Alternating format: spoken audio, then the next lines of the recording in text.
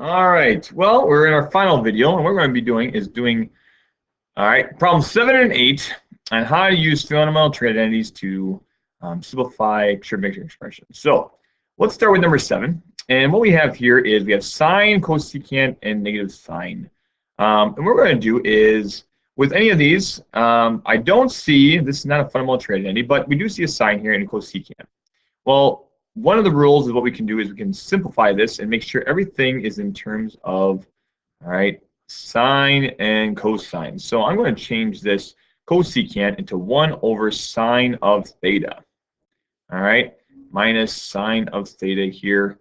And what we're going to do next is we're going to take this and do a little algebra. If you remember from my last video, algebra is king. All right, and there's its crown. All right, and so algebra is king of all things. So we're going to take this, and we're going to distribute this through to here and here. All right, do a little algebra. So we're going to take sine times sine, and that's going to equal 1 because we have sine over sine of theta, which is going to be 1. And we're going to have sine squared, because sine times sine is going to be sine squared of theta. And so what we have is 1 minus sine squared of theta. Now, if you didn't see my other videos, well, you should. But if you know your fundamental trig identities, we know that sine squared of theta plus cosine squared of theta equals 1. And what we see here is 1 minus sine. So what is that going to equal? Well, if we subtract sine to their side, we have cosine squared of theta equals 1 minus sine squared of theta. And so what we have is we're going to replace this with cosine. All right, so I'm just going to write cosine here, use a little substitution. It's Cajun for substitution. And we're going to put in cosine squared of theta. We have that right there, and that's our answer.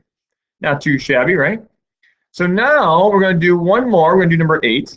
Number 8, what we have is tangent squared of x plus 1. Tangent squared of x plus 1. Well, tangent squared of x plus 1, if you recall, appears to be another fundamental trig identity. All right, another fundamental trig identity. If I move this down here, because from these we have sine squared plus cosine squared, and if we take this and divide by cosine squared through here, what we recall is that we get tangent squared of theta plus 1 equals 1 over cosine, which is secant squared of theta.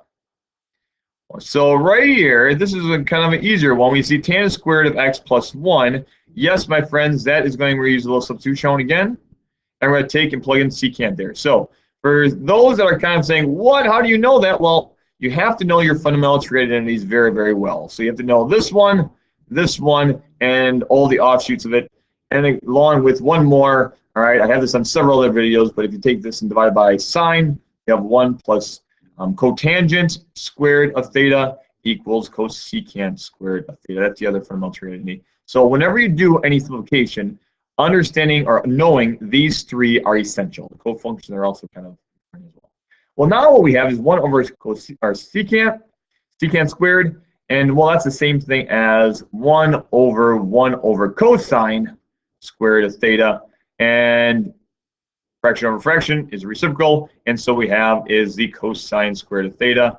That is our answer. So 2 different problems, both giving cosine squared of theta, 2 different trigonometric expressions, both being simplified, all right, fairly easy using the fundamental trig identities.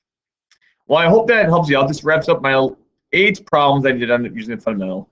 Remember, algebra is king, all right, always want to try that. Remember, always change your, all right, values to get stuck into sine and cosine. That usually helps out.